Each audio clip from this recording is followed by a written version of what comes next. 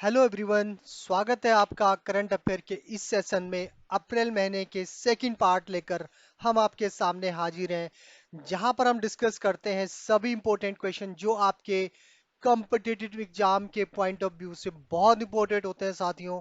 वो important question इस week के आपके सामने आने वाले हैं जल्द ही अगले आधे घंटे में, और आपसे मेरा रिक्वेस्ट है कि सभी क्वेश्चन को जरूर देखिए। आपके आने वाले एग्जाम में इससे बाहर कुछ भी नहीं आएगा, ये मेरी गारंटी है आपको। साथियों, हर क्वेश्चन आपके लिए बहुत इंपॉर्टेंट है जो हमने सेलेक्ट किए हैं इस वीक के, इस मंथ के इंपॉर्टेंट क्वेश्चंस, न्यूज से, इंपॉर्टेंट रिसोर्सेस से, और जो आपके सामने मैं लेके आया हूं वो आपके लिए बहुत इंपॉर्टेंट है साथियों। तो टाइम बर्बाद ना करते हुए शुरू करते हैं। पहला क्वेश्चन आपके सामने स्क्रीन पे आ गया है साथियों। आपके सामने मैं रीड करूंगा क्वेश्चन को, आपको इसका आंसर गेस करना है। आंसर आपके सामने, ऑप्शन आ रहे हैं, मैं रीड करूंगा, इन बिटवीन आप आंसर गेस करिए। पहला क्वेश्चन है, हाल ही में खबरों में रहा डस्ट लीक संयुक्त सैन्य अभ्यास किन दो देशों के बीच आयोजित किया गया था। साथियों, जो मिलिट्री एक्सरसाइज के क्वेश्चंस होते हैं हर एग्जाम में आए जाते हैं, ये इस वीक में, इस मंथ में एक मिलिट्री एक्सरसाइज हुई थी। आपको आंसर गेस करना है, इनमें से कौन सा आंसर आपके लिए सेलेक्ट करना है, कौन सा सही आंसर होगा ये आपको बताना है। पॉज के बाद मैं इसका आंसर दे रहा हूं, इन बिटवीन आप गेस करिए। अगर आप गेस कर पाते हैं तो सचमुच आपकी तैयारी बहुत अच्छी चल रही है, यकीन जानिए। आंसर आपके सामने मैंने दे दिया है और आप देख सकते हैं वो हेडलाइन अंडरलाइन आंसर हो गया है और कलर्स भी उसका ग्रीन हो गया है। तो ये आंसर है भारत और उज्बेकिस्तान डस्ट लिक। आप देख सकते हैं यहाँ पे ज्वाइंट मिलिट्री एक्सरसाइज है साथियों, और ये इंपॉर्टेंट हो जाते हैं इस तरह की मिलिट्री एक्सरसाइज जितने भी आती हैं। और आपको ये याद रखना है, भारत और उज्बेकिस्तान इसका राइट आंसर है। चलिए दूसरा क्वेश्चन, थोड़ा उससे पहले डिटेल्स में जा जाते हैं यहाँ पे, क्योंकि इससे रिलेटेड इंपॉर्टेंट क्वेश्चन हमेशा बनते हैं। क्वेश्चन वन लाइनर फॉर्म में न बन के एग्जामिनर थोड़ा सा क्वेश्चन को चेंज करता है उसके पॉइंट ऑफ व्यू को। यहाँ पर एक डेट इंपॉर्टेंट आ जाती है, 28 अप्रैल, 28 अप्रैल, 14 दिनों तक ये चला था। और ये उनके जो मिलिट्री एक्सरसाइज हैं, वो हमारे जो मिलिट्री रिलेशन है उनको बेटर करने के लिए इस तरह की एक्सरसाइज होती हैं। और डस्ट लीग इसका नाम है, ये पांचवा संस्करण है आ, इस एक्सरसाइज का साथियों। तो ये इंपॉर्टेंट चीजें हैं जो मैंने आपसे शेयर करी हैं, और आपके पॉइंट ऑफ व्यू से, एग्जाम पॉइंट ऑफ व्यू से ये बहुत इंपॉर्टेंट हो जाती हैं ये सारी डेटें और ये फैक्ट। तो ये क्वेश्चन था। दूसरा क्वेश्चन आ गया है, और दूसरा क्वेश्चन आप रीड कर सकते हैं कि ये एक रिले सैटेलाइट लॉन्च किया गया था जिसका नाम था क्विकियो, और ये क्विकियो 2 नाम से था। और relay satellite recently launch by the which country, किस कंट्री के द्वारा लॉन्च किया गया था। ऑप्शन आपके सामने आ रहे हैं और आपको गेस करना है। न्यूज में था, काफी हाईलाइटेड न्यूज में था ये, और आप में से बहुत सारे लोगों ने गेस कर लिया होगा आंसर। यहाँ पे अंडरलाइन हो चुका है आंसर, चीन, चाइना उसका सही आंसर है साथियों। और उससे जुड़ी हुई इंपॉर्टेंट न्यूज, थोड़ा सा क्वेश्चन को एग्जामिनर के पॉइंट ऑफ व्यू से समझना होता है यहाँ पे। तो ये डिटेल्स इसलिए आपके सामने मैं लेके आया हूँ। और ये देखिए आप, यहाँ पर आप देखिए, ये एक संचार उपग्रह है जो चंद्रमा के पीछे एक पॉइंट L2 पॉइंट से इसका परिक्रमा करता है, पृथ्वी और चांग 4 को जोड़ता है। चाइना ने ये भेजा था, चीन के चांग 4 EU प्रोब ने क्यू क्यू रिले सैटेलाइट की मदद से चंद्रमा के सबसे दूर वाले हिस्से में एक अंतरिक्ष यान का पहले सॉफ्ट लैंडिंग की है चाइना ने। तो ये डेट और ये फैक्ट भी बहुत इंपॉर्टेंट हो जाते हैं आपके लिए साथियों। और तीसरा क्वेश्चन आपके सामने स्क्रीन पे है साथियों, मैं रीड कर रहा हूँ। आपके आंसर, आपके ऑप्शन में यहाँ पर डिस्प्ले हो रहे हैं। आपको इन बिटवीन आपको सारे के सारे जो है हमारे क्वेश्चन है वो अच्छे से समझना है। क्वेश्चन को मैं रीड कर रहा हूँ। हाल ही में किस देश ने यूक्रेन को सैन्य सहायता प्रदान करने के लिए विदेशी सहायता विधेयक पारित किया था, यानी एक लॉ पास किया गया कंट्री के द्वारा। Which country recently pass foreign aid bill to provide military aid to the Ukraine. Ukraine को हेल्प करने के लिए अपने कंट्रीज ने एक लॉ पास किया था, किस देश की संसद ने।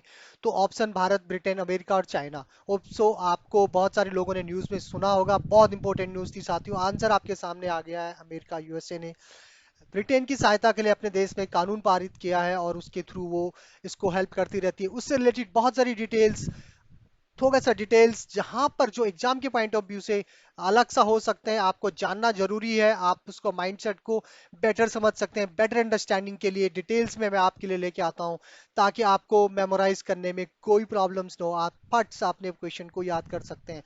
इससे रिलेटेड जुड़ी भी और भी इंपॉर्टेंट न्यूज है, यहाँ पर आप देख सकते हैं, मैंने हेडलाइट करी है। पहला टॉपिक, अमेरिका के राष्ट्रपति जो बाइडेन ने उस विधेयक को हस्ताक्षर किए हैं जिसमें यूक्रेन, इसराइल और ताइवान के लिए एक हेल्प की है। जब चीनी सोशल मीडिया और इन्होंने जो चीनी चाइना का सोशल मीडिया ऐप टिकटॉक को अमेरिका में बेचने या प्रतिबंध करने के लिए मजबूर कर दिया था इस विधेयक के थ्रू, इस लॉ के थ्रू। और विदेशी सहायता विधेयक के कानून बन जाने के बाद यूक्रेन को 1 अरब अमेरिकी डॉलर के हथियार भेजने की, पेंटागन की, यानी इनके जो सीनेट है वहां पर ये लॉ बन गया था यूक्रेन को हेल्प के लिए। तो ये इंपॉर्टेंट क्वेश्चन हो सकता है। इससे रिलेटेड जो इंपॉर्टेंट और भी हाईलाइटेड सुर्खियों में जो न्यूज हो सकती है वो मैंने आपके सामने शेयर करी है साथियों। होप सो आपने ये याद। क्वेश्चन, चौथा क्वेश्चन आपके सामने आ गया है, रीड कर रहा हूं मैं आपको, ऑप्शन भी आपके सामने फटाफट आ गए हैं, इन बिटवीन आपको गेस करना है खबर। मैं न्यूज क्वेश्चन रीड कर रहा हूं। हाल ही में खबरों में एक रिसेंटली बहुत न्यूज में था और उसका नाम था गया BH3। तो आपको बताना है कि व्हाट इज गया BH3 recently seen in the news. वो न्यूज में था वो क्या था। ऑप्शन पहला है संचार उपग्रह यानी सैटेलाइट था, परमाणु बैलिस्टिक पनडुब्बी थी, या फिर सैन्य एक मिलिट्री एक्सरसाइज का नाम था, या एक ब्लैक होल था। ये ऑप्शन आपके सामने है चारों के चारों, और आपको बताना है कि सही आंसर क्या है इसमें। तो आई थिंक आपने अब तक आंसर गेस कर लिया होगा, ये ब्लैक होल था। बहुत ही न्यूज में रहा है ब्लैक होल, रिसेंटली डिस्कवर किया गया था। उससे रिलेटेड डिटेल्स आपके सामने है, इंपॉर्टेंट पॉइंट्स मैं आपसे शेयर कर रहा हूं। तो सबसे पहले जो ब्लैक होल की खोज की थी वो कार्ल्स स्कॉट स्टिस्ट और जॉन व्हीलर ने की थी, जो एक विशाल तारा अपने अंदर समेटता था और वो अपने भीतर समेट लेता था। धीरे धीरे भारी भरकम ब्लैक होल बन जाता है और उसमें ग्रेविटी इतनी बढ़ जाती है कि उसके इफेक्ट की वजह से बड़े बड़े जो ग्रह हैं उसको समा जाते हैं, निगल जाते हैं। तो ये इंपॉर्टेंट हो जाता है। यहाँ पर साथियों आपके लिए इंपॉर्टेंट होते हैं जॉन व्हीलर। आप देख सकते हैं यहाँ पर मैंने दो नाम इंपॉर्टेंट किए हैं आपके लिए, जॉन व्हीलर और स्कॉट जर्सिस्ट जो है। तो इन्होंने जो है आपके सामने ब्लैक होल की खोज की थी। पहले भारतीय अंतरिक्ष पर्यटक कौन बने साथियों, और क्वेश्चन पूरा आपको रीड कर रहा हूं अपने आने वाले एग्जाम के लिए, इसको जरूर याद रखेंगे। स्पेस टूरिस्ट काफी इंपॉर्टेंट क्वेश्चन है और स्पेस के पॉइंट ऑफ व्यू से भी इंपॉर्टेंट है। ऑप्शन आपके सामने है कि who is set to become the first Indian space tourist, जो टूरिस्ट बने थे। क्वेश्चन को आप समझिए। ऑप्शन संतोष जॉर्ज कुलांगरा है, ग्रुप कैप्टन अंगद प्रताप है, ग्रुप कैप्टन अजीत कृष्णन है, और गोपीचंद थोटाकुरा है। सारे के सारे ग्रुप कैप्टन है, सारे के सारे पायलट्स हैं और एयरफोर्स से भी जुड़े हुए लोग हैं, इंपॉर्टेंट जो पर्सनालिटीज हैं। ऑप्शन आपके सामने है और आई थिंक आप लोगों ने गेस कर लिया होगा, नहीं किया है तो ऑप्शन आ गया आपके सामने, गोपीचंद थोटाकुरा। आप इमेज में देख सकते हैं उनको, ये उनकी फोटो है और आप कोरिलेट कर सकते हैं इस आंसर को, बहुत इंपॉर्टेंट हो जाता है पॉइंट ऑफ व्यू से। और उससे रिलेटेड बहुत सारी डिटेल्स मैं आपके लिए लेके आया हूं जो कि जरूरी है आपसे शेयर करना, और आप समझिए उसको थोड़ा सा डिटेल में। तो ब्लू ओरिजिन जो था ये अमेजोन के जो संस्थापक थे जेफ बेजोस, उन्होंने जो स्टार्ट किया था। और जो हमारे ये थोटाकुला है ये आंध्र प्रदेश के हैं, यूनिवर्सिटी से ये एरोनॉटिकल एम्ब्री रिटल, यहाँ से इन्होंने यूनिवर्सिटी से ग्रेजुएशन किया है। 1984 में ये भारतीय वायुसेना के इससे पहले जो है हमारे 1984 में जो इंडियन एयरफोर्स के पायलट थे राकेश शर्मा, आप जानते होंगे, पहले अंतरिक्ष यात्री थे भारत के। और इन्होंने 3 अप्रैल 1984 को 1984 को सोवियत यूएसएस T-11 रॉकेट से अंतरिक्ष स्टेशन सालुत 7 में उड़ान भरी थी। तो यहाँ पर कुछ इंपॉर्टेंट पॉइंट्स हैं जो मैं आपसे शेयर कर रहा हूँ, और वो है 3 अप्रैल 1984, ये डेट इंपॉर्टेंट हो जाती है। और रॉकेट T-11 इंपॉर्टेंट हो जाता है, सालुत 7 ये इंपॉर्टेंट हो जाता है आपके लिए, उड़ान भरी थी इन्होंने। और यहाँ पर देख सकते हैं उन्हें भारतीय अंतरिक्ष अनुसंधान यानी इसरो और सोवियत इंटरकोम्स अंतरिक्ष कार्यक्रम द्वारा संयुक्त रूप से शुरू करने के लिए अंतरिक्ष मिशन एक यात्री के रूप में चुना गया था। राकेश शर्मा ने भारतीय वायुसेना परीक्षण पायलट 1971 बांग्लादेश का जो 71 में जो हमारे बांग्लादेश पाकिस्तान के साथ जो हमारा युद्ध हुआ था उसमें उन्होंने पार्टिसिपेट किया था। और मिग 21 जो हमारा फाइटर प्लेन था उन्होंने वो उसके पायलट थे। और अब दो पॉइंट और इम्पोर्टेंट हो जाते हैं एग्जाम के पॉइंट ऑफ व्यू से, कि भारत की पहली महिला अंतरिक्ष यात्री कल्पना चावला थी, जबकि सुनीता विलियम्स जो थी वो अंतरिक्ष में जाने वाली भारतीय मूल की दूसरी महिला थी। तो ये इंपॉर्टेंट क्वेश्चन मैंने आपसे शेयर किए हैं साथियों, बहुत इंपॉर्टेंट हो जाते हैं ये सारे पॉइंट आपके लिए। और आपको ये सारे पॉइंट याद रखने हैं, बहुत ही इंपॉर्टेंट हो जाते हैं आपके एग्जाम छठवां पॉइंट ऑफ क्वेश्चन व्यू से। आपके ये सामने आ डेट्स गया है स्पेशली और 3 उसके अप्रैल ऑप्शन भी आ गए 1984, हैं। मैं रीड कर रहा हूँ जब क्वेश्चन हमारे को। राकेश शर्मा हाल ही जी में अंतरिक्ष जीआई में गए टैग थे। बहुत ज्योग्राफिकल चलिए, तो ये जो आपका टैग्स पांचवा होते हैं क्वेश्चन जो था और उसके स्पेसिफिक लोकेशन के लिए दिए जाते हैं। तो हाल ही में जीआई टैग प्राप्त तिरंगा बर्फी जो है यूपी के किस शहर से, किस सिटी से रिलेटेड है, जो बर्फी को एक जीआई टैग मिला है। और ज्योग्राफिकल इंडिकेशन टैग होते हैं, ये बहुत इंपॉर्टेंट क्वेश्चंस होते हैं इस तरह के। तो आपको बताना है कि यूपी के किस सिटी से ये बिलोंग करता है। ऑप्शन आपके सामने आ गए हैं और आंसर भी आ गया है, वाराणसी से है। आप पिक्चर में देख सकते हैं तिरंगा बर्फी, बहुत फेमस है ये। और ये है, इससे रिलेटेड हिस्ट्री को हम देखते हैं, और इम्पोर्टेंट जो न्यूज़ है, इम्पोर्टेंट जो पॉइंट ऑफ व्यू से कंपटीशन एग्जाम के प्रतियोगिता परीक्षाओं के पॉइंट ऑफ व्यू से इस तरह के वन लाइनर क्वेश्चंस जो आते हैं। तो बनारस से जो है 34 जो प्रोडक्ट हैं वो यूपी के वो है, जबकि यूपी में 75 टोटल प्रोडक्ट को जीआई टैग मिला है। सबसे ज्यादा बनारस को मिले हैं, काशी जिसका नाम है, और इस सिटीज को मिले हैं। यहाँ पर आप जान, यह किसी भूभाग विशेष के नाम सर्वाधिक बौद्धिक संपदा यानी जी अधिकार का रिकॉर्ड बना गया, यानी जो उन्होंने जीआई टैग सबसे ज्यादा बने हैं। इसके अलावा बरेली के क्राफ्ट हो गया, और पिलखुआ हैंड ब्लॉक प्रिंट हो गया, टेक्सटाइल को भी जीआई में रजिस्टर पंजीकरण किया गया। इसके साथ ही प्रदेश भर के जो जो टोटल प्रोडक्ट है 75 हो गए हैं, और उसमें से 58 हैंडीक्राफ्ट के हैं और 17 एग्रीकल्चर से रिलेटेड हैं साथियों, कृषि से रिलेटेड होंगे। तो ये इंपॉर्टेंट न्यूज़ मैं आपके साथ शेयर करी है खबरें। ये आपको याद रखना है, सबसे ज्यादा यूपी के वाराणसी से जीआई टैग्स हैं। तो ये छठवां क्वेश्चन आपका था। और जल्दी ही सातवां क्वेश्चन आपके सामने आने वाला है। सातवां क्वेश्चन आपके सामने आ गया है साथियों। सातवां क्वेश्चन है स्पोर्ट्स से रिलेटेड, और उसके ऑप्शन भी आ गए हैं। मैं रीड कर रहा हूँ क्वेश्चन को। हाल ही में फिडे में जो कैंडिडेट टूर्नामेंट जीतने वाले सबसे कम उम्र के, सबसे कम एज के जो मेल शतरंज प्लेयर्स हैं, recently who became the youngest male chess player to win FIDE candidate tournament. तो किसने जीता था, सबसे यंगेस्ट प्लेयर है, इंडिया से वो है, और न्यूज में तो छाए हुए थे। और आई थिंक बहुत सारे लोगों ने गैस कर लिया होगा। जिन लोगों को गैस नहीं हुआ है, नहीं आंसर है, वो ऑप्शन को देखें, डी गुकेश। और आप देख सकते हैं उनकी फोटो भी आपके स्क्रीन पे आ रही है। और ये ग्रैंड मास्टर हैं फिडे में, और इन्होंने सबसे कम एज के जो है चेस की एक बहुत ही पॉपुलर कैंडिडेट टूर्नामेंट जीता है डी गुकेश ने, और बड़ा नाम है चेस में ये। तो इंपॉर्टेंट हो जाते हैं आपके लिए। आठवां क्वेश्चन साथियों आ गया है सामने आपके, ऑप्शन भी आ गए हैं, और होप सो आपने रीड कर लिया होगा। आपको इन बिटवीन ऑप्शन को समझना है, बहुत इंपॉर्टेंट है। विश्व विरासत दिवस मनाया जाता है, what is a world heritage day celebrated. Date अप्रैल में है, अप्रैल 1 का जीके है। लेकिन बहुत बार ये क्वेश्चन आता है साथियों, और कई बार जो लोग इसको बड़े ध्यान से नहीं देखते हैं उन्हें कंफ्यूजन यहाँ पे हो जाता है। 18 अप्रैल साथियों याद रखना है आपको, वर्ल्ड हेरिटेज डे सेलिब्रेट किया जाता है। तो यहाँ पर थोड़ा सा इससे रिलेटेड जुड़ी हुई हम डेट्स को देख लेते हैं, वन लाइनर जीके को देख लेते हैं। जीके में हम थोड़ा सा डिटेल्स में जाएंगे। 1982 में इको मार्क नामक एक जो संस्था थी ट्यूनिसिया में, इन्होंने अंतर्राष्ट्रीय स्मारक स्थल दिवस का आयोजन किया था।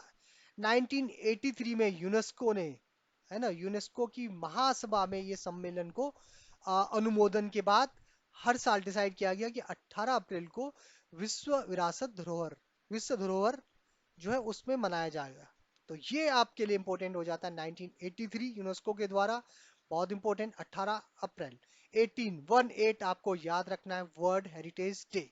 तो साथियों 18 अप्रैल को भूलिएगा नहीं, और अपनी विरासत को भूलिएगा नहीं। दो चीजें बहुत इंपॉर्टेंट हो जाती हैं यहाँ पे आपके लिए। और आप देख सकते हैं लोगो, नौवां क्वेश्चन आपके सामने, ऑप्शन आपके सामने आ गए हैं। और बहुत इंपॉर्टेंट न्यूज है, और रिसेंटली न्यूज में बहुत पॉपुलर रही है। मैं आपके लिए इंपॉर्टेंट क्वेश्चन लेके आता हूँ, बहुत सारी न्यूज होती हैं, लेकिन उनसे मैं इंपॉर्टेंट चीज, बेस्ट चीज आपके लिए सेलेक्ट करता हूँ।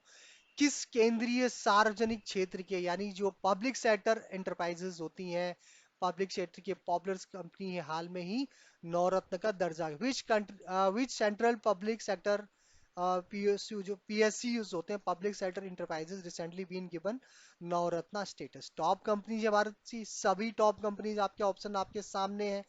आपको गेस करना है कौन सा है। नेशनल टेक्सटाइल कॉर्पोरेट लिमिटेड, भारतीय कृषि अनुसंधान परिषद, या भारतीय खाद्य निगम एफसीआई, या नेशनल फर्टिलाइज लिमिटेड, कौन सा ऑप्शन होगा सही। आप करिए, जिन्होंने गैस कर लिया वेरी गुड, नहीं करा है, ऑप्शन आपके सामने आ गया है। और एनएफएल, नेशनल फर्टिलाइजर लिमिटेड, आपके सही आंसर है साथियों। चलिए थोड़ा सा डिटेल्स में जाते हैं इससे रिलेटेड। और देखिए यहाँ पर, ये भारतीय इंडियन जो है, ये सेंट्रल गवर्नमेंट का एक उपक्रम है, और ये यूरिया उर्वरक यानी प्रोड्यूस करती है भारत सरकार के लिए। और इसका जो हेडक्वार्टर है ये नोएडा में है, और इसकी स्थापना 23 अगस्त 1974 को। दो चीज यहाँ पर आपके लिए इंपॉर्टेंट हो जाती हैं, जिनको मैं हेडलाइट कर रहा हूँ और अंडरलाइन कर रहा हूँ। देखिए, नोएडा हेडक्वार्टर, और दूसरा इसकी स्थापना दिवस 23 अगस्त 1974, एनएफएल, नेशनल फर्टिलाइजर लिमिटेड, अब नवरत्न कंपनियों में शामिल हो गई है साथियों। रीड करिए, आपने ये समझ लिया होगा, सामने आ गए हैं, इंपॉर्टेंट क्वेश्चन आपके लिए, और आप देख सकते हैं आया हूँ। तो ये था आपका आंसर डी, भारतीय सिविल सेवा दिवस, when national civil services day celebrated. Civil सेवाएं आप सबका सपना होता है, हम सबका सपना होता है, इंपॉर्टेंट होता है एक डे। कौन सा डे है? हर एक यूथ का सपना होता है नेशनल यानी सिविल सर्विसेज में जाना। बड़ी प्रीसियस, बहुत ही वर्ल्ड फेमस एग्जाम है, और बहुत ही प्रेस्टीज यानी कि बड़े सम्मान की बात होती है ऐसी सर्विसेज में जाना, आप सबका सपना। आंसर अप्रैल 20, उससे रिलेटेड डिटेल्स मैं आपके सामने शेयर कर रहा हूँ साथियों। आप देखें यहाँ पे, सिविल सेवा जो हमारे जो ब्रिटिश काल से ये शुरुआत हुई थी, और देखते हैं कि जो हमारे लोक सेवक इनको कहा जाता था, और इसका जो स्ट्रक्चर था, इसको सही फ्रेम किया था, उसमें जो इसमें चार्ल्स कॉर्नवालिस के द्वारा की गई थी, और उन्हें भारत में सिविल सेवाओं का जनक, the father of the civil services भी कहा जाता था। तो कॉर्नवालिस बहुत इंपॉर्टेंट हो जाते हैं, ये सिविल सेवा की डेट इंपॉर्टेंट हो जाती है। बहुत ही आपको याद रखने ये दो चीजें साथियों। भारत में सिविल सेवाओं के जनक के रूप में चार्ल्स कॉर्नवालिस। क्वेश्चन आपके सामने था, ये 11वां क्वेश्चन आपके सामने आ गया है, काफी इंपॉर्टेंट क्वेश्चन मैंने आपसे शेयर कर लिए हैं, इंपॉर्टेंट न्यूज़। तो ही आशा है कि आपने भी इसको ऑब्वियसली एग्जाम के पॉइंट ऑफ व्यू से तो बहुत ही जरूरी है, कई बार एग्जाम में आ चुका है। और ऑप्शन भी आपके सामने आ गया है कि राष्ट्रीय पंचायत दिवस, नेशनल पंचायत डे सेलिब्रेटेड 24 अप्रैल। आप देख सकते हैं, पंचायत हमारे देश की शान, और हमारे जो पंचायत से रिलेटेड क्वेश्चन आंसर बहुत बार एग्जाम में आ चुके हैं। और देखिए यहाँ पर आप इससे रिलेटेड हाईलाइटेड जो है मैंने किए हैं टॉपिक। 73वें संविधान का जो संशोधन था, वो 73 अमेंडमेंट्स की तरह भारत में पंचायत राज संस्थाओं के साथ साथ स्थानीय शासन का त्रिस्तरीय यानी थ्री टायर सिस्टम, में त्रिस्तरीय सिस्टम एक लागू किया गया था, जो ग्राम लेवल पे, ब्लॉक लेवल पे, और डिस्ट्रिक्ट लेवल पे लागू हुआ था। यानी कि हमारी जो 73 73 अमेंडमेंट्स थी हमारे कॉन्स्टिट्यूशन में, वहां पर हमने एक त्रिस्तरीय, तीन स्तरीय, थ्री टायर सिस्टम लाया था, जहां पर हमारा जो है पंचायत सिस्टम को तीन सिस्टम में लागू किया गया था। वो था ग्राम लेवल पे, ब्लॉक लेवल पे, और डिस्ट्रिक्ट लेवल पे। 24 अप्रैल इंपॉर्टेंट हो जाता है 1993 को, तो ये लागू हुआ था पंचायत दिवस, इसीलिए मनाया जाता है। सबसे पहले 1957 में पंचायत राज प्रणाली को गठित करने के लिए सिफारिश दी गई बलवंत राय मेहता समिति के द्वारा। इंपॉर्टेंट हो जाते हैं यहाँ पे बलवंत राय मेहता समिति, जिनके द्वारा 1957 में जो है एक सिफारिश की गई थी कि हमारे जो है कॉन्स्टिट्यूशन में पंचायत राज प्रणाली के लिए इन्होंने सिफारिश की थी। तो ये इंपॉर्टेंट हो जाता है साथियों। 24 अप्रैल इंपॉर्टेंट हो जाता है आपको, 24 अप्रैल 1973। और 73 अमेंडमेंट आपके लिए बहुत जरूरी हो जाता है साथियों। तो ये आपके लिए वन लाइनर फॉर्म में थे, 12वां आपके क्वेश्चन लिए है आपके सामने, त्रिस्तरीय पृथ्वी प्रणाली दिवस शुरू से हो जाती है। रिलेटेड त्रिस्तरीय व्हेन जो is three tier earth day system के लिए सेलिब्रेटेड, सिफारिश की गई कब थी, मनाया इम्पोर्टेंट जाता हो है अर्थ जाता डे, है। बहुत वो इंपॉर्टेंट ग्राम है लेवल और पे, इस वीक ब्लॉक में लेवल पे सेलिब्रेट और किया गया डिस्ट्रिक्ट था। लेवल पे। तो ये आपको ऑप्शन बताना है आपके कौन सामने सी है डेट साथियों, इसमें है, 11वां क्वेश्चन कंफ्यूज नहीं यहाँ पर होना है खत्म आपको। होता है। अब देखते हैं हम। आपको याद रखना है अर्थ डे कब मनाया जाता है, 22 अप्रैल। बहुत सारे लोग जानते होंगे, जो लोग नहीं जानते हैं उनके सामने मैंने लोगो पिक्चर आपके सामने आ रही है साथियों।